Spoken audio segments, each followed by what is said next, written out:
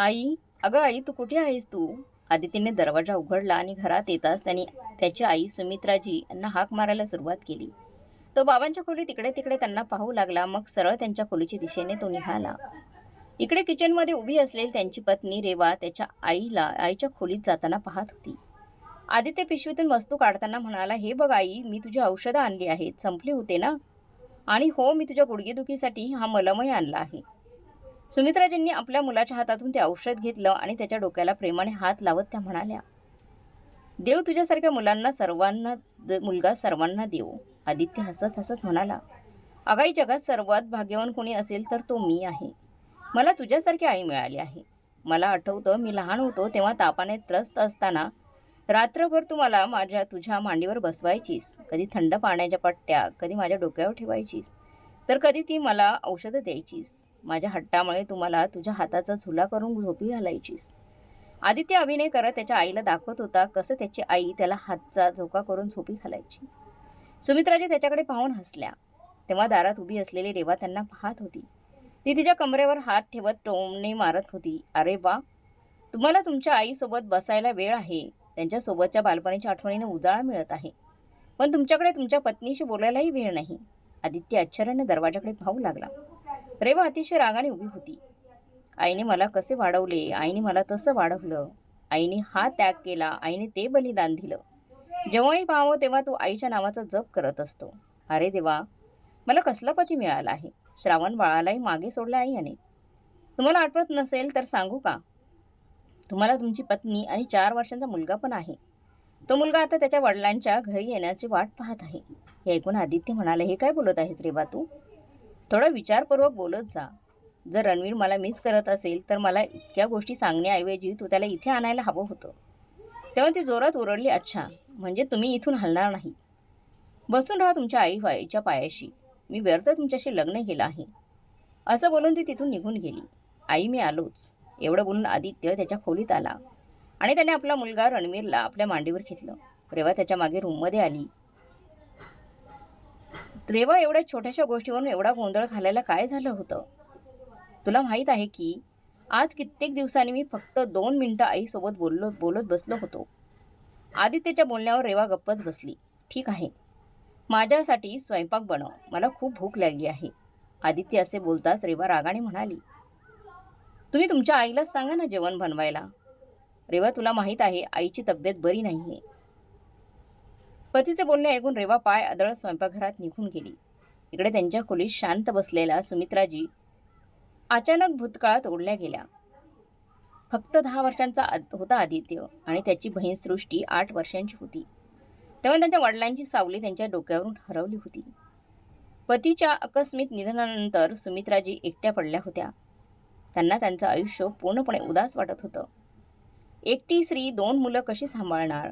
डोंगरासारखं आयुष्य एकटीने जगणं सोपं नाही.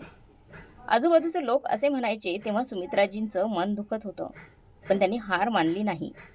त्यांच्याकडे असलेले काही दागिने गहाण ठेवून त्यांनी स्वतःची मेस सुरू केली. रात्रंदिवस मेहनत करून लोकांच्या घरी त्यांनी अन्न पोचवायला सुरुवात केली. परिस्थिती कशी असली तरी मुलांच्या शिक्षणाचा खर्च कधीच थांबला नाही. त्या दिवसभर काम करायच्या आणि रात्री आदित्य आणि सृष्टीसोबत बसून त्यांच्या अभ्यासात त्यांची मदत करायच्या. वेळ असाच निघून गेला. मुलं मोठी झाली. आदित्य अभ्यासात हुशार आणि मेहनती होता. आईची तपश्चर्याला फळ आली. आदित्यला खूप चांगली नोकरी मिळाली. जेव्हा त्याला त्याचा पहिला पगार मिळाला तेव्हा त्याने पहिली गोष्ट केली ती म्हणजे त्याच्या आईसाठी त्याने एक आरामदायी खुर्ची खरेदी केली. आई, आता तुला कोणतंही काम करावं लागणार नाही. आता तू फक्त आराम कर. त्या दिवशी सुमित्राजींचे डोळे आनंदाने भरून आले. त्यांनी देवाचे आभार मानले. आपल्या मुलाला मिठी मारली आणि म्हणाल्या, माझ्या संघर्षाला आज यश आले. यशस्वी झाला माझा मुलगा. त्यानंतर सुमित्राजींनी चांगलं नातं पाहून आपल्या मुलीचे सृष्टीचे लग्न लावून दिले. त्यानंतर आदित्यसाठी पण चांगल्या घरातील मुलींची नाते येऊ लागली. रेवा ही त्यातलीच एक होती. रेवा पहिल्याच नजरेत आदित्यच्या प्रेमात पडली होती. तसेच ती सुशिक्षित होती. मुलाचे लग्न रेवासोबत ठरल्यानंतर सुमित्राजींच्या आनंदाला पारावर उरला नाही. त्यांना वाटलं आता घरात सून येणार म्हणजे घर आनंदाने उजळून निघेल. त्यांनी रेवाला मुलगी म्हणून स्वीकारण्याचं स्वप्न पाहिलं. पण रेवाने त्या घरात पाऊल ठेवताच सुमित्राजींना जाणवू लागलं की त्यांची स्वप्न आणि वास्तव यात खूप फरक आहे. रेवाला तिच्या गोपनीयतेत कोणाचंही ढवळाढवळ आवडत नव्हती. ना तिच्या सासूची ना तिच्या नंदेची. तिला आदित्यच्या त्याच्या आईशी असलेलं ओढ आवडत नव्हती. हळूहळू हे स्पष्ट झालं की रेवाला त्या घरात फक्त आदित्य हवा होता, त्याची आई किंवा बहीण नाही. ती सुरुवातीपासूनच सुमित्राजींपासून दूर राहिली आणि त्यांच्या कामात तिने कधी रस घेतला नाही. जेव्हाही तिची वहिनी सृष्टी तिच्या आईवडिलांच्या घरी यायची तेव्हा रेवाने तिच्याशी बोलण्यातही रस घेतला नाही. सृष्टीलाही हे कळलं. सुरुवातीला सुमित्राजींना वाटलं की रेवाचं आत्ताच लग्न झालं आहे आणि तिला जुळवून घेण्यास थोडा वेळ लागेल. पण लग्नानंतर बरेच दिवस निघून गेले तरी तिच्या वागण्यात काही बदल झाला नाही. ती तिच्या सासूशी आणि नंदेशी चांगलं वागत नव्हती. आता ती त्यांना उलटून बोलू लागली होती. त्यांना अडवण्याचा किंवा टोमणं मारण्याची ती एकही संधी सोडत नव्हती.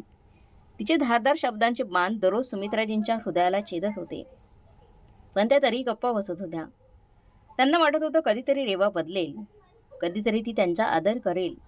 पण असं कधी झालंच नाही. सुमित्राजी भूतकाळातल्या आठवणीत हरवून बराच वेळ अशाच बसून राहिल्या. इकडे आदित्यला अनेकदा त्याची आई एकटी पडतीये असं वाटायचं. त्याने रेवाला समजवण्याचा प्रयत्न केला, पण रेवा काही ऐकायला तयार नव्हती. तरी आदित्यला आशा होती की वेळेनुसार सर्व काही ठीक होईल. आज रेवा खूप उत्साहात होती. तिची बहीण दीक्षा, जिच्यासोबत तिचं लहानपण गेलं होतं, अखेर तिचं लग्न जमलं होतं. त्यामुळे रेवाचे आई वडील तिच्या बहिणीची लग्नाची पत्रिका द्यायला घरी येणार होते. आज घरात एक वेगळीच चमक दिसत होती. किचनमधून तूप आणि मसाल्यांचा खमंग सुगंध घरभर दरवळत होता. शाही पनीरचा सुगंध, चटपटीत चणे, सुवासिक पुलाव आणि गरमागरम हलव्यामुळे संपूर्ण वातावरण सुगंधी आणि उत्साही झाले होते. रेवा मोठ्या उत्साहाने प्रत्येक गोष्टीची विशेष काळजी घेत होती. स्वयंपाक बनवल्यावर ती लक्षपूर्वक पाहत होती. भाजीत मीठ बरोबर आहे की नाही, खिरीत गोडपणा संतुलित आहे की नाही, हे पाहण्यासाठी ती झाकायला लागली. तेव्हाच खोलीतून बाहेर पडताना सुमित्राजींनी विचारलं, आज काही विशेष आहे का? खूप तयारी चालू आहे.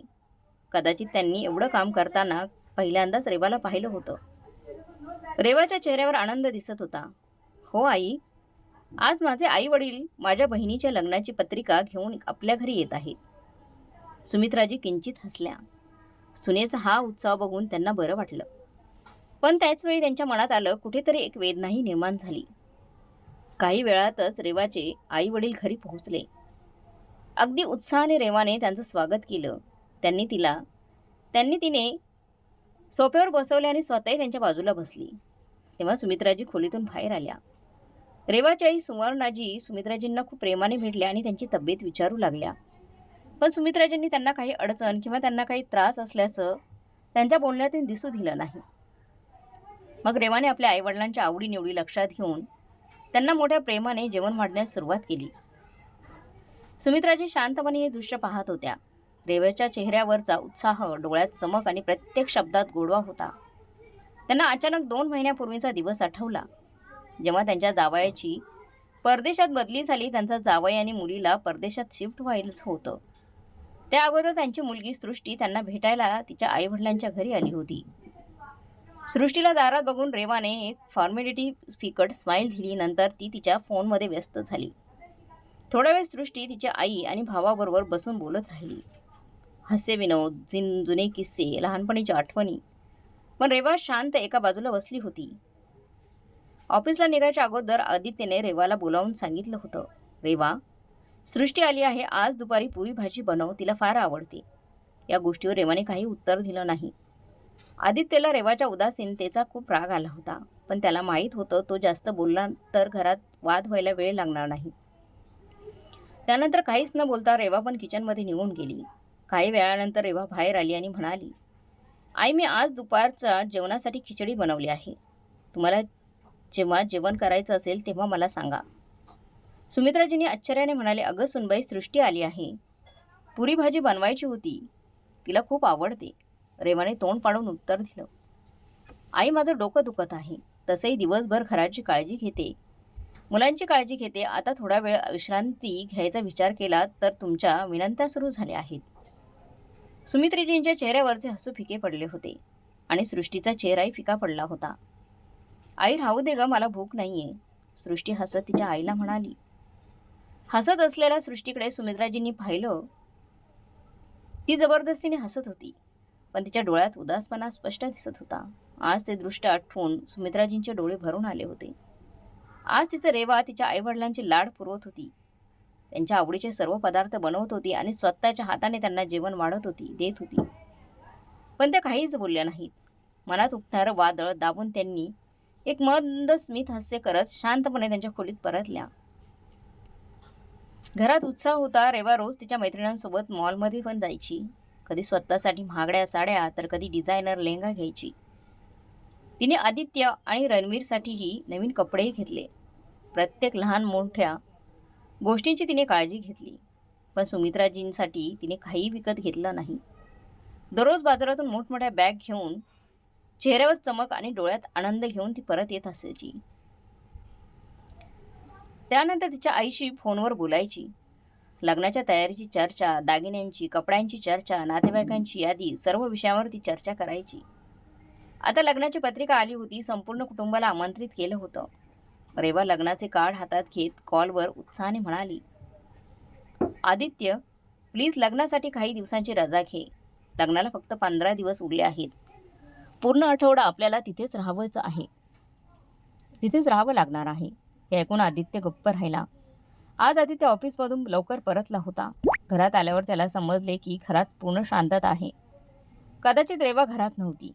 तो इकडे तिकडे बघू लागला. काय झालं आई? तुला बरं वाटत नाही वाटते का? आदितीने चिंतेत त्याच्या आईच्या कपाळावर हात ठेवला. त्यांना क्वचित घाम आला होता. काही नाही बेटा, सकाळपासून मला थोडा अशक्तपणा जाणवत आहे. कदाचित शुगर वाढली आहे. आदित्य घाबरला. मी कोणाला का नाही सांगितलं आई? रेवा कुठे आहे? आदित्य, रेवाच्या मैत्रिणी आल्या होत्या. ती शॉपिंगला जात होती म्हणून मी तिला काहीच बोलले नाही. मी विनाकारण तिच्या आनंदात अडकाठी का आणू बरं? आई, मी आता तुझ्यासाठी पाणी आणतो. तो औषध घे. एवढं बोलून आदित्य किचनमध्ये गेला आणि काही वेळाने परत आला. त्याने औषध काढलं आणि म्हणाला, हे खा आई. आणि हो, तुझा गुडघा कसा आहे? सकाळी गुडघा खूप दुखत होता. औषध घेतलं, नंतर मला आराम मिळाला. आदित्य काळजीत म्हणाला, आई, आपण डॉक्टरांना दाखवू. मी उद्या डॉक्टरांची अपॉइंटमेंट घेईन. सकाळचे 9 वाजले होते. आदित्य त्याच्या आईला डॉक्टरकडे घेऊन गेला. डॉक्टरांनी शुगर तपासली. काही आवश्यक तपासण्या आणि औषधं लिहून दिली. तासाभराने ते घरी परतले. तेव्हा सुमित्राजींना जरा बरे वाटत होते. आदित्यने रेवाला हाक मारली, रेवा, आईसाठी जेवण आण. त्यानंतर तिला औषधही घ्यायची आहेत. मी औषधं काढून ठेवली आहेत. तेव्हा त्याला काहीच उत्तर मिळालं नाही. तेव्हा तो सरळ बेडरूमच्या दिशेने निघाला. रेवा आरशासमोर उभी होती. ती तिच्या नवीन सूटवरची ओढणी मॅचिंग करण्याचा ती प्रयत्न करत होती. रेवा, मी तुला सांगितलं आहे आईसाठी जेवण वाढ. तेव्हा रेवाने निष्काळजीपणाने उत्तर दिलं, हो हो, मी येत आहे. अगोदर मला तुम्ही सांगा, तुम्ही ऑफिसमधून सुट्टी घेतली आहे की नाही? आपल्याला पुढच्या आठवड्यात निघायचंय. आदित्य क्षणभर तिच्याकडे पाहतच राहिला. नंतर एक दीर्घ श्वास घेत तो म्हणाला, रेवा, मला असं वाटतं आपण 1-2 दिवस अगोदर तिथं जावं. विनाकारण आईला त्रास होईल. हे ऐकून रेवाने त्यांच्याकडे असं बघितलं जणू आदित्यने मोठा गुन्हाच केला आहे. नंतर विषयावर ताबा मिळवत आदित्य म्हणाला, ठीक आहे, तू एक काम कर. तू रणवीरला घेऊन जा. मी लग्नाच्या दिवशीच तिकडे पोहोचतो. आईची तब्येत काही ठीक नाहीये. तिची काळजी घेण्यासाठी कोणीतरी घरात असायला हवं. रेवा भडकलीच. काय? तुम्ही माझ्या बहिणीच्या लग्नासाठी येणार नाहीत? आदित्य संयमाने म्हणाला, मी नकार देत नाही रेवा. मी लग्नाच्या दिवशी पोहोचेल. आईची तब्येत बरी झाली तर तिला पण लग्नाला आणेल. पण आता आईची काळजी घेणं गरजेचं आहे. डॉक्टरने सांगितलं आहे आईला आरामाची खूप गरज आहे. आदित्य त्याच्या गाडीची चावी घेऊन ऑफिसमध्ये निघून गेला. रेवा अजूनही जाताना त्याच्याकडे रागाने बघत होती. तिच्या चेहऱ्यावर नाराजी स्पष्ट दिसत होती. तेवढ्यात आतून सुमित्राजींचा आवाज आला, रेवा सुनबाई, मला एक ग्लास पाणी दे. मला औषधं घ्यायची आहेत. अगोदरच रेवाचा मूड खराब होता आणि आता ही नवीन विनंती. तिने रागात पटकन पाण्याचा ग्लास भरला आणि घाईघाईने खोलीत गेली. पाण्याचा ग्लास रागात टेबलावर ठेवला, त्यामुळे ग्लासातील काही पाणी टेबलावर पडले. जवळच स्वयंपाकघर आहे तरी स्वतःला पाणी घेता येत नाही. पाणी घेता येत नाही का तुम्हाला? सुमित्राजी तिच्याकडे बघत म्हणाल्या, आज माझ्या गुडघ्यात खूप वेदना होत आहेत. नाहीतर मी स्वतःच उठून पाणी घेतलं असतं. रेवा तिथेच उभी होती. तिच्या भुवया उंचवल्या होत्या. नंतर तिच्या शब्दाचा मान सोडत ती म्हणाली, बाय द वे, मला एक गोष्ट खरं सांगा. आदित्यसोबत मी माझ्या आईवडिलांच्या घरी जाऊ नये म्हणून तुम्ही ही सर्व नाटकं करत आहात ना? मला सर्व काही समजतं. नाहीतर काही दिवसांपूर्वी तुम्ही अगदी ठीकठाक होतात. सुमित्राजींची हृदयाची धडधड वाढली. काय? तू काय म्हणत आहे सुनबाई? हो, मी खरं बोलत आहे. तुम्हाला वाटतं मी इथे पडून राहावं आणि रात्रंदिवस तुमची सेवा करावी. असं नाही आहे गं सुनबाई. खरंच माझी तब्येत ठीक नव्हती. तू आदित्यसोबत आरामात लग्नाला जा. मी आज आदित्यसोबत या विषयावर बोलेन. मी त्याला सांगेन की मला आता बरं वाटत आहे. आता म्हातारपणात हे सगळं चालूच असणार आहे. अरे वा, किती नाटकं करता येतात तुम्हाला. माझे सर्व प्लॅन उधळून जाऊन लावून आता अशी ॲक्टिंग करत आहात जसं तुमचा यात काही दोषच नाही.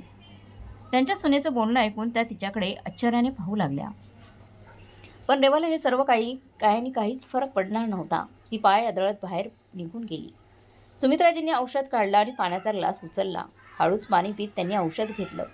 संध्याकाळी ऑफिसमधून परत येताच आदित्य आईकडे आला. आई, आता तुला कसं वाटतंय? नेहमीप्रमाणे त्याने विचारलं. सुमित्राजी हलकसं हसत म्हणाल्या, आता मी बरी आहे बेटा, फक्त थोडा अशक्तपणा वाटत आहे आणि तसेही हे वृद्धापकाळात चालूच असतं. ठीक आहे बेटा, मला तुला एक गोष्ट सांगायची होती. बेटा, मला मनापासून वाटत आहे तू सुनबाईसोबत तिच्या माहेरी जायला हवं. आदित्यने एक दीर्घ श्वास घेतला. नाही आई, तुझी तब्येत ठीक नाही आणि मी तुला या अवस्थेत एकटं सोडून जाऊ शकत नाही. अरे बेटा, मला समजून घेण्याचा प्रयत्न कर. हे आजार येतात आणि जातात. त्याचा अर्थ असा नाही की तू माझ्यामुळे तुझे प्लॅन्स रद्द करावेत. तू रेवासोबत जा. रेवाच्या आनंदात सहभागी हो. तेव्हा तिथे रेवा येते. रेवा म्हणते, हेच मी त्यांना समजावण्याचा प्रयत्न करत आहे. अशी संधी वारंवार येत नसतात. पण माझ्या बोलण्यावर त्यांचा विश्वास कुठे आहे? जर माझ्या बहिणीच्या लग्नाला आम्ही अगोदर गेलो नाही तर माझ्या आईवडिलांना किती वाईट वाटेल. यावर आदित्य म्हणाला, ठीक आहे रेवा, मी तुझ्यासोबत तुझ्या माहेरच्या घरी यायला तयार आहे. 1 आठवडाभर आपण तिथेच राहू. हे ऐकून रेवाचा चेहरा उजळला. खरंच? मी आत्ताच पॅकिंग करते, असं म्हणत ती बाहेर जाऊ लागली. आदित्य म्हणाला, पण रेवा, माझं बोलणं पूर्ण तर ऐक. आता काय झालं? रेवा मागे वळाल्यावर आदित्य तिला म्हणाला, मी माझ्या आईला सोबत घेणार आहे. अचानक खोलीत शांतता पसरली. आत्ताच आनंदाने चमकणारा रेवाचा चेहरा अचानक उदास झाला. रेवाचा चेहरा अचानक पडला. तिने आश्चर्यचकित नजरेने आदित्यकडे पाहिलं. काय, आई सुद्धा? तिचे शब्द तिच्या घशात अडकल्यासारखे वाटले. नंतर ती मोठ्या कष्टाने बोलली, पण आईंना कुठं घेऊन जायचं? म्हणजे मला म्हणायचं आहे की त्यांची तब्येत ठीक नाही ना? हे ऐकून आदित्य स्पष्ट शब्दात म्हणाला, हो, म्हणूनच मला तिला या अवस्थेत एकटं सोडायचं नाही. आत्तापर्यंत शांत बसलेल्या सुमित्राजी आता बोलू लागला. अरे नाही रे आदित्य बेटा, सुनेच्या माहेरी मी कशी राहू शकते? हे बरं दिसणार नाही. नाही, मी लग्नाच्या दिवशी तिकडे येईल रे. सगळं माझ्याबद्दल काय विचार करतील? पण आदित्यला हे मान्य नव्हतं. त्याने ठरवले होते, एकतर तो त्याच्या आईला घेऊन जाईल, नाहीतर लग्नाच्या दिवशी तो तिथे पोहोचेल. रेवाने उदास मनाने तिची पॅकिंग सुरू केली. जेव्हा तिने तिच्या सुंदर साड्या आणि दागिन्यांची काळजी घेतली तेव्हा ती मनातल्या मनात अस्वस्थ होत होती. पण आदित्यसोबत वाद घालण्यात काही अर्थ नव्हता, म्हणून तिने शांतपणे सर्व गोष्टी पॅक केल्या. पुढचे 2 दिवस आदित्य ऑफिसची कामे पूर्ण करण्यात व्यस्त राहिला. ज्या दिवशी रेवाच्या माहेरच्या घरी देवीची ओटी भरायची होती त्याच दिवशी सगळे निघाले. सकाळची वेळ होती. रेवाने विचार केला, गाडीत बसल्याबरोबर प्रवास आरामात पूर्ण होईल. पण काही वेळातच तिच्या अपेक्षा भंग झाला. सुमित्राजी गाडीत पुढच्या सीटवर बसल्या होत्या. आदित्य गाडी चालवत होता. मागच्या सीटवर रेवा आणि रणवीर होते. सुरुवातीला सर्व काही ठीक होतं, पण अर्ध्या तासाने सुमित्राजी हळू आवाजात म्हणाले, आदित्य बेटा, गाडी एखाद्या ढाब्यावर किंवा रेस्टॉरंटमध्ये थांबव, मला वॉशरूमला जायचं आहे. आदित्यने काही न विचारता गाडी एका ढाब्यावर थांबवली. रेवाने रागात तिच्या हातातील घड्याळाचा वेळ पाहिला. आत्ता घरातून निघालो होतो. तिने मनात विचार केला, पण काही म्हणाली नाही. अर्ध्या तासाभरानंतर सुमित्राजी आल्या. आदित्यने पुन्हा गाडी सुरू केली, पण सुमित्राजींनी परत अर्ध्या तासाने गाडी थांबवली. ते असेच चालू राहिले. पण आता रेवाचा राग वाढत चालला होता. रणवीर संपूर्ण प्रवासात झोपून राहिला, पण रेवासाठी हा प्रवास मात्र एखाद्या परीक्षेपेक्षा काही कमी नव्हता. सुमित्राजी त्यांच्या सुनेला काळजीत पाहून म्हणाल्या, काय करू सुनबाई, शुगरमुळे मला पुन्हा पुन्हा जावं लागतं. रेवाने तिचे डोके सीटवर ठेवले, एक दीर्घ श्वास घेतला आणि तिचे डोळे मिटले. जणू ती स्वतःला शांत ठेवण्याचा प्रयत्न करत होती. रेवाचा धीर सुटला होता, कारण रस्त्यात ट्रॅफिक जाम लागली होती. रेवा आता रागात आणि म्हणाली, बघितलं का, इतक्या वेळ गाडी थांबवावी लागली नसती तर या ट्रॅफिकमध्ये आपण अडकलो नसतो. आता देवीच्या ओटीचा संपूर्ण संपूर्ण कार्यक्रम मिस होईल. आदित्यने तिला शांत करण्याचा प्रयत्न केला. अगं रेवा, तू चिडत आहेस का? तू का चिडत आहेस?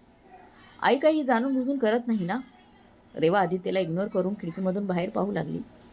शेवटी सर्वजण रेवाच्या आईवडिलांच्या घरी पोहोचले, पण तोपर्यंत देवीची ओटी भरण्याचा अर्धा कार्यक्रम संपला होता. रेवाच्या आईवडिलांचे वडिलांनी सर्वांचे स्वागत केले, पण रेवाच्या चेहऱ्यावरची उदासीनता स्पष्ट दिसत होती. आदित्य गाडीतून सामान बाहेर काढत होता तेव्हा रेवाची आई सुमित्राजींना म्हणाली, अहो, तुम्हाला यायला खूप उशीर झाला. यावर सुमित्राजी स्पष्टीकरण देण्या अगोदर रेवा भडकली. काय सांगू आई तुला, अर्ध्या तासाने गाडी थांबवावी लागत होती. वॉशरूमला जावे लागते. विनाकारण त्यांच्यामुळे आम्हाला इकडे यायला उशीर झाला. हे सर्व रेवाने तिच्या माहेरच्या लोकांसमोर बोलली होती. तेव्हा सुमित्राजी त्यांची बाजू मांडत म्हणाल्या, ते काय आहे ना, मला मधुमेहाचा त्रास आहे ना, त्यामुळे. आपल्या मुलीचे वागणे पाहून सुवर्णाजी अस्वस्थ झाल्या आणि म्हणाल्या, अहो काही हरकत नाही ताई, तुम्ही इकडे येऊन आरामात बसा. दुसऱ्या दिवशी सकाळी घरात खूप धमाल होती. कुणी स्वयंपाकघरात नाश्ता बनवत होतं तर कुणी लग्नाच्या इतर कामामध्ये व्यस्त होते. इतक्यात रेवाच्या बहिणीने आजूबाजूला बघितले आणि नंतर आश्चर्याने तिला विचारले, ताई, आदित्य जिजू कुठे दिसत नाहीत? रेवा आधी चिडचिड करत होती. ती रागात म्हणाली, ते अजून कुठे असणार, बसले असतील त्यांच्या आईच्या पायाजवळ, त्यांच्या गुडघ्यांना मालिश करत. त्यांना फक्त त्यांच्या आई हवी असते. त्यांना माझी काळजीच नाही. आई पण जेव्हा पाहावं तेव्हा गुडघेदुखीचं निमित्त करून खाली बसतात. रेवाचं व्यंगात्मक स्वर ऐकून तिची वहिनी थोडी वेळ थांबली. तेवढा सुवर्णाजी तिथे आल्या आणि तिला समजावत त्या हसत म्हणाल्या, असं अजिबात नाही. जावाई तुला प्राधान्य देत नाहीत असे असते तर त्यांनी 1 आठवड्याची सुट्टी घेतली नसती आणि काम सोडून तुझ्याबरोबर तिकडे आले नसते. रेवा त्यांचं बोलणं ऐकून शांत झाली, पण तिच्या चेहऱ्यावर नाराजी अजूनही दिसत होती. याच दरम्यान रेवाचा भाऊ काही महत्त्वाच्या कामासाठी बाहेरगावी जात होता. जाताना तो आदित्यला म्हणाला, भाऊजी, चला आपण आज एकत्र बाजारात जाऊया. सोबत गेलो तर चांगलं वाटेल. आदित्य त्यांच्यासोबत निघून गेला आणि सुमित्राजी हळूच बाहेर पडल्या आणि व्हरांड्यात पडलेल्या खुर्चीवर आरामात बसल्या. प्रवासाचा थकवा त्यांच्या चेहऱ्यावर दिसत होता, पण तरी त्या सर्वांच्या आनंदात सहभागी होत होत्या. तब्येत बरी नसतानाही त्यांच्यामुळे कुणालाही त्रास होऊ नये म्हणून त्या पुरेपूर प्रयत्न करत होत्या. तेव्हा रेवाच्या एका चुलत बहिणीने त्यांना पाहिलं आणि ती म्हणाली, काकू, तुम्ही ठीक आहात ना? सुमित्राजींनी स्मित हास्य करत उत्तर दिलं, हो बेटा, आजारपण या वयात सुरूच असते, पण तरी देवाचीच कृपा आहे. आता त्यांचं बोलणंही संपलं नव्हतं तेव्हा रेवा व्यंगोपाने म्हणाली, अरे, या वयात त्यांना घरची कामं जमत नाही, पण लग्नाला यायला मात्र बरोबर जमतं. त्यांनी होकार दिला लग्नाला यायला. रेवाचं बोलणं ऐकून तिच्या काही चुलत बहिणी हसू लागल्या. रेवा हीच मस्करी वाढवत म्हणाली, खरंच आईंसाठी हा प्रवास खूप कठीण होता. रस्त्याने आम्ही फक्त वॉशरूम शोधत होतो. प्रत्येक अर्ध्या तासाने गाडी थांबवणं अवघड झालं होतं. प्रवास करणं शक्य नसेल तर घरीच राहायचं होतं ना. रेवाचं बोलणं ऐकून तिथे उभे असलेले लोक परत हसायला लागले. सुमित्राजींनी आपल्या भावना लपवण्याचा प्रयत्न केला, पण त्यांच्या चेहरा उतरलेला स्पष्ट दिसत होता. घरीत सर्वांचे चेहरे खुलले होते, पण सुमित्राजी आतल्या आत अपमानित झाल्या होत्या. दिवस असेच निघून गेले, पण रेवाच्या वागण्यात काही बदल झाला नव्हता. तिला आजही असं जाणवत होतं, तिच्या सासूमुळे तिच्या आयुष्यातील रंग खराबच झालेले आहेत. तिची सासू आज इथे नसती तर कदाचित तिला आणखी जास्त मजा करता आली असती. त्यामुळे रोज कुठल्या ना कुठल्या बहाण्याने ती तिच्या सासूला टोमणे मारत हसायची. दुखवण्याची आणि गोष्टी बोलण्यात कमी पडली नाही. कधी तिच्या सासूंच्या सुती साडीची सगळ्यांसमोर खिल्ली उडवायची, तर कधी त्यांच्या आजारपणाबद्दल खिल्ली उडवायची. इकडे रेवा तिची बहीण दीक्षासोबत बाजारात जायची, तेव्हा तिची आई सुवर्णाजी काही वेळ काढून त्यांच्या बहीण सुमित्राजींसोबत बसायच्या. आजही तसंच घडलं. ताई, तुम्हाला इथे करमत आहे ना? सुवर्णाजींनी विचारलं. सुमित्राजी हलके स्मित हास्य करून म्हणाल्या, हो ताई, सर्व काही ठीक आहे. त्यांच्या डोळ्यांनी त्यांची मनस्थिती व्यक्त केली, पण त्या तोंडातून काहीच बोलल्या नाही. अखेर लग्नाचा दिवस उजडला. संपूर्ण घरात आनंदी वातावरण होतं. लग्नाची मिरवणूक आली, सर्व विधी पूर्ण झाले आणि नंतर वधूला निरोप देण्याची वेळ आली. सर्वांचे डोळे भरून आले होते. सुवर्णाजी आणि त्यांच्या पतीने त्यांच्या मुलीला मिठी मारली आणि तिचा निरोप दिला. आता लग्नाचा थकवा सर्वांवर हावी होऊ लागला होता. रेवा आणि आदित्यने विचार केला की ते एक दिवस आराम करतील आणि मग दुसऱ्या दिवशी त्यांच्या घरी परततील. रात्र झाली, सर्वजण आपापल्या खोलीत झोपायला गेले.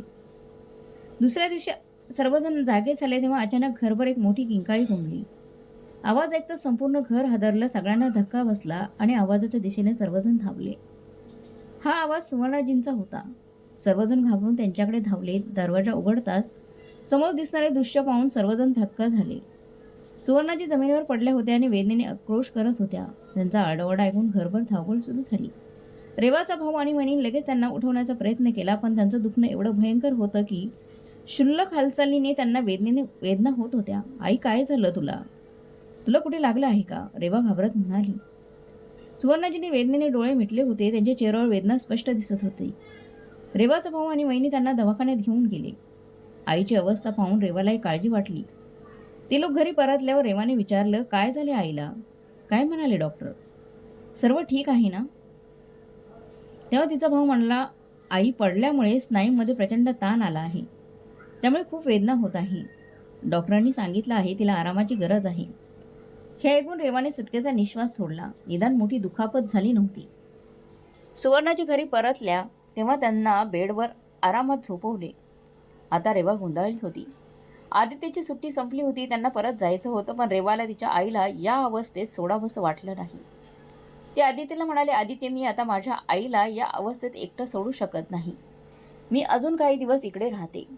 आदित्यने क्षणभर विचार केला आणि नंतर होकार देत म्हणाला, ठीक आहे, आईला काही त्रास होणार नाही याची काळजी घे. मी आईसोबत परत जात आहे. मलाही तिथं ऑफिस जॉईन करायचं आहे. माझी सुट्टी संपली आहे. जेव्हा इथं सर्व काही ठीक होईल तेव्हा तुम्हाला फोन कर.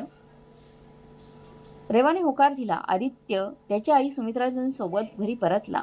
सुवर्णाजी आता स्वतःहून उठू शकत नव्हत्या, म्हणून रेवा आणि तिची बहिणी त्यांना आधार देत वॉशरूममध्ये घेऊन जात होत्या. एक दोनदा सगळं सुरळीत झालं, पण जेव्हा तिसऱ्या वेळी सुवर्णाजींनी त्यांच्या सुनेला आवाज दिला तेव्हा तिच्या चेहऱ्यावरची चिडचिड स्पष्ट दिसत होती. त्यांनी मंद आवाज दिला, सुनबाई, मला थोडा आधार दे. वहिनीने दीर्घ श्वास घेतला आणि अनिच्छेने जागेवरच उठली. तिने आईला आधार दिला आणि बाथरूममध्ये नेलं, पण नंतर परत बेडवर आईला बसवताना बडबड करू लागली. तुम्ही माणूस आहात की पाण्याची टाकी? इतकं पाणी का पिता ज्यामुळे तुम्हाला पुन्हा पुन्हा बाथरूमला जावं लागतं? यावेळेस मी तुम्हाला आधार दिला, पण पुढच्या वेळी मी काही हे करणार नाही हा. रेवा तिच्या वहिनीचं बोलणं ऐकून थक्क झाली. तिला तिच्या कानांवर विश्वास बसला नाही. वहिनी, तुम्ही आईसोबत असं बोलू शकता का? असं कसं बोलू शकता? आई खूप संकटात आहेत आणि तुम्ही असं बोलता आईशी? वहिनी रागाने म्हणाले, अरे देवालाच माहिती, खरोखर त्या संकटात आहेत का काम न करण्याचा निमित्त शोधत आहेत त्या. मला असं वाटते की हे सर्व त्यांचे ढोंग आहे. असे बोलून वहिनी तिथून निघून गेली. रेवा क्षणभर स्तब्ध झाली. तिची वहिनी आदर्श सून म्हणून ओळखली जायची. आज त्यांच्या तोंडून आपल्या आईसाठी असे शब्द त्या बोलतील असे तिला कधीच वाटले नव्हते. रेवाने तिच्या आईच्या चेहऱ्याकडे पाहिले. सुवर्णजीच्या डोळ्यात उदास भाव दिसत होते. भूतकाळातील अनेक घटना रेवाच्या मनात घुमू लागल्या. तिने तिच्या सासूबाई सुमित्राजी यांच्याशी केलेली वर्तणूक, त्यांची गुडघेदुखीवरती केलेली मस्करी, प्रवासात वारंवार वॉशरूमला जावे लागले यावर केलेली चेष्टा आणि स्वतःची त्यांनी नेहमी टोमणे मारायची ती सर्वांसमोर सासूची चेष्टा करायची. कदाचित देव तिला तिच्या कृत्याची शिक्षा देत असतील का? आतूनच तिचा श्वास गुदमरायला सुरुवात झाली होती. त्यांची सून किचनकडे जाऊ लागली तेव्हा सुवर्णाजींनी हळू आवाजात तिला हाक मारली. सुनबाई, आज रात्रीच्या जेवणात पनीर मसाला बनव. रेवाला खूप आवडतं. पण त्यांची सून काहीच उत्तर न देता स्वयंपाकघरात गेली. सुवर्णाजींना वाटलं कदाचित तिला ऐकू गेलं नसेल, पण काही वेळाने जेव्हा ती स्वयंपाकघरातून बाहेर आली तेव्हा तिच्या चेहऱ्यावर कोणतेच भाव दिसत नव्हते. खिचडी बनवली आहे. तुम्हाला कधी खायची आहे तेव्हा मला सांगा. हे ऐकून रेवाला असे वाटले जसे तिच्या मनावर कोणीतरी चाकूनेच वार केले आहेत. खिचडी? पण आईने तर तुम्हाला पनीर बनवायला सांगितलं होतं ना? वहिनी, पनीर बनवायला सांगितलं होतं ना? तेव्हा तिची वहिनी म्हणाली, आई बसल्या जागेवरून फक्त ऑर्डर देत असतात. इथे मी दिवसभर घरातील कामे करते, मुलांची काळजी घेते. राहिलेल्या वेळेत मी तुझ्या आणि तुझ्या आईच्या पुढे पुढे करू का? मलाही थोडा वेळ आराम करण्याचा अधिकार आहे की नाही? तसेही एवढे दिवस इथे राहून पनीरची भाजी खाऊन थकल्या नाहीत का तुम्ही? तुम्हाला नेहमी चटपटीत खायला आवडतं, मला ते बनवणं शक्य नाही. असं बोलून ती रागाने तिथून निघून झाली. रेवाच्या हातून पाण्याचा ग्लास पडता पडता राहिला. ती शांतपणे उभी राहिली. आज तिच्या डोक्यात तेच सर्व चित्र घुमत होते. जेव्हा तिने तिच्या नंदेचं आगमन त्यांच्या घरी झाले होते तेव्हा खिचडी तयार करून ठेवली होती. तेव्हा तिने पण तिच्या नंदेला हेच सर्व ऐकवले होते. आज जेव्हा तिच्या बहिणीच्या तोंडून तेच शब्द तिच्या आईसाठी आणि स्वतःसाठी ऐकले तेव्हा तिला जाणवलं, जेव्हा आपण कोणाचं बोलणं ऐकून त्यांना उद्धट उत्तर देतो तेव्हा त्यांच्यावर काय परिणाम होतो. रात्र झाली होती, पण रेवाच्या मनात गोंधळ निर्माण झाला होता. दिवसभरातील घटना तिला अस्वस्थ करत होत्या. आपल्या आईची समस्या तिला सहन होत नव्हती. बस आता पुरे झाले. वहिनीचे असे वागणे आता मी सहन करणार नाही. दादा आले तर मी त्यांच्याजवळ नक्कीच वहिनीची तक्रार करणार आहे, तिने मनात ठरवले. काही वेळानंतर जेव्हा तिचा दादा घरी परतला तेव्हा रेवा लगेच त्याच्याकडे पोहोचली. दादा, तुला माहीत आहे का आज वहिनीने काय केले ते? तिच्या आवाजात राग दिसत होता. आईला बाथरूमपर्यंत आदर द्यायला तिने चक्क नकार दिला.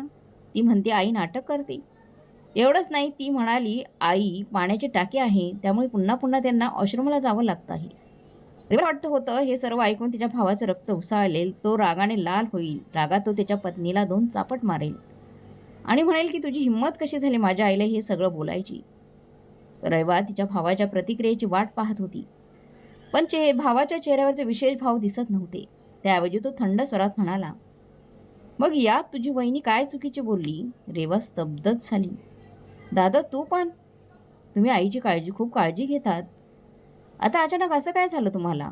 तिचा भाऊ एक दीर्घ श्वास घेत म्हणाला, रेवा, आई आत्ता पलंगाला धरून पडली आहे. तुझी वहिनी घरची सगळी कामं करते, मुलांची काळजी घेते आणि यात ती आईची काळजी घेते. हे सगळं सोपं आहे का?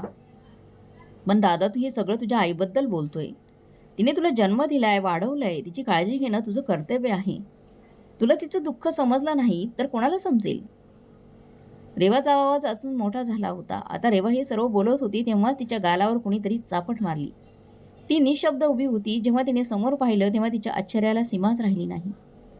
जेव्हा तिने पाहिलं तिची चापट मारणारी व्यक्ती तिची आई सुवर्णाजी तिच्यासमोर उभी होती. आई, तू मला चापट का मारलीस? पण का? आई, तू तर एकदम ठणठणीत उभी आहेस. मग हे सगळं काय आहे? ती कोणाच्याही उत्तराची वाट बघू शकत नव्हती. काय चालले आहे ते रेवाला काही समजत नव्हतं. तिच्या मनात खळबळ उडाली. तेव्हा सुवर्णाजी म्हणाल्या, ते सगळं नाटक होतं, एक विचारपूर्वक नाटक, जे मी तुझ्या भावाच्या आणि बहिणीच्या मदतीने तयार केलं होतं. तुला धडा शिकवण्यासाठी, तुला तुझा खरा चेहरा दाखवण्यासाठी. हे सर्व ऐकून रेवाचा श्वास जवळजवळ थांबला होता. तेव्हा सुवर्णाजी म्हणाली, जेव्हा तू तुझ्या भावाला हे सर्व सल्ले देऊ शकतेस की त्याच्या जन्मदात्या आईची काळजी घेणं हेच त्याचं कर्तव्य आहे, तर तुला स्वतःला हे का समजत नाही की तुझा पती देखील तुझ्या सासूचा मुलगा आहे? जर तो त्याच्या आईची काळजी घेत असेल तर तू त्याच्यावर का रागवते, त्याला कठोरपणाने बोलतेस? ही दुहेरी मानसिकता का? इतकंच काय, तू तर सर्वांसमोर तुझ्या सासूबाईंच्या पेहरावाची आणि तिच्या आजारपणाची सर्वांसमोर खिल्ली उडवलीस. मी किती वेळा समजावून सांगूनही तू माहीत नाही कित्येक वेळा तुझ्या सासूवर ओरडलीस, त्यांचा अपमान केला. इतका अपमान केला गेला की ज्यामुळे त्या बिचाऱ्या लाजेने जमिनीत गाडल्या जाऊ लागल्या होत्या. पण जेव्हा माझी तुझ्या सासूसारखी परिस्थिती झाली तेव्हा तुला माझी कीव येऊ लागली का? तुला माझ्या वेदना जाणवू लागल्या का? जेव्हा तू सर्वांसमोर तुझ्या सासूची चेष्टा करत होतीस त्याच क्षणी माझ्या मनात आले होते की तुझी बुद्धी जागेवर आणि तुला चांगला धडा शिकवण्याचा प्रयत्न करावा. पण मला सर्वांसमोर तुझा अपमान करायचा नव्हता. पण मी मनाशी ठरवले होते की तुला माणुसकीचा धडावणार नक्की शिकवणार. मला माहीत होतं की फक्त शब्दांनी तू यासाठी सहमत होणार नाहीस, म्हणूनच आम्ही हे नाटक केलं. अगं, तुला लाज वाटली पाहिजे. तुझ्या सासरच्या घरी तू आमचं नाक कापलं आहेस. आम्ही तुला असे संस्कार दिले नाहीत. एकीकडे तू आहे जिने स्वतःचं सासर कधीच स्वीकारलं नाही, तर दुसरीकडे तुझी सासू आहे जिने तुझ्या वाईट वागणुकीनंतरही आमच्याकडे कधी तक्रार पण केली नाही. एक गोष्ट नेहमी लक्षात ठेव बेटा, तुझा मान सन्मान तुझ्या सासरच्या लोकांशी जोडला गेला आहे. त्यांचा अनादर करणं, अपमान करणं तुझाच अनादर आहे ना? रेवा डोकं खाली करून